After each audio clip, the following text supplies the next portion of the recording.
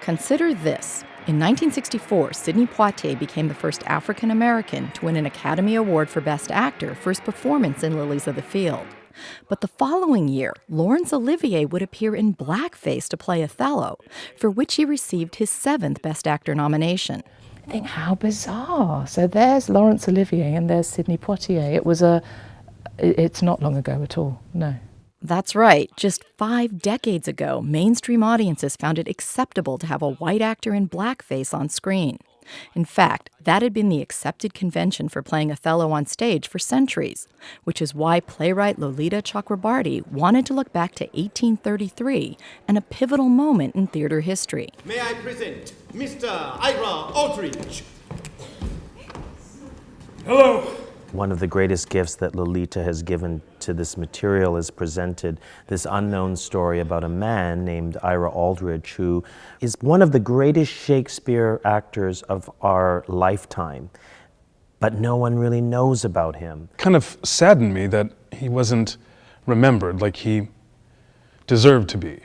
So this feels like, we're kind of giving him his due. Stafford Arima is directing Albert Jones as Ira Aldridge in Chakrabarty's play Red Velvet at the Old Globe Theatre. It's a memory play in which a 60-year-old Aldridge looks back to the groundbreaking moment when he became the first black actor to play Othello on the elite British stage. Imagine a theatre at that time. Gaslighting was just being introduced. So it was candlelight, paraffin, fumes, huge spaces, 2,000-seater. In order to be seen, you would have to face front. You'd have to speak out so that you could hit the cheap seats at the back, and you would have to make big shapes with your body, your arms, so there were all this gesture theatre. That was the context into which he came into acting. So what rules do you propose to break, Mr. Aldridge? I think if we trust each other, we'll know when we get there. So I may play how I feel? Absolutely!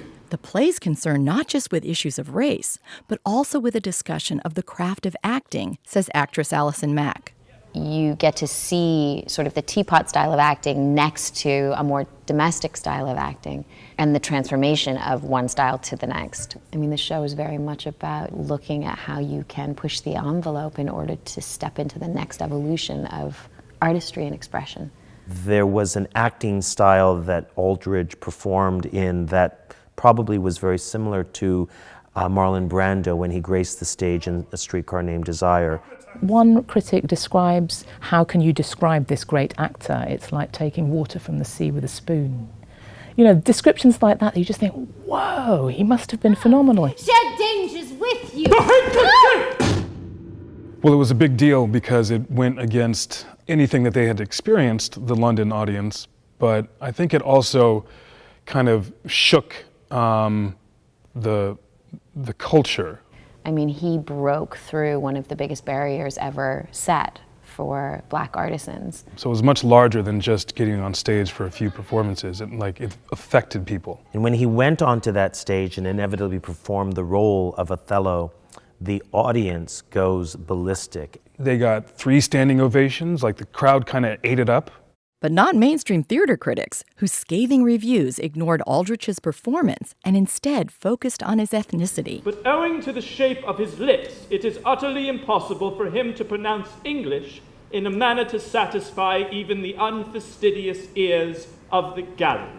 To know that Ira's talent was undeniable, but still, because of the color of his skin, that there was an apprehension and a visceral kind of response to, no, we don't want that kind of a person on our stage.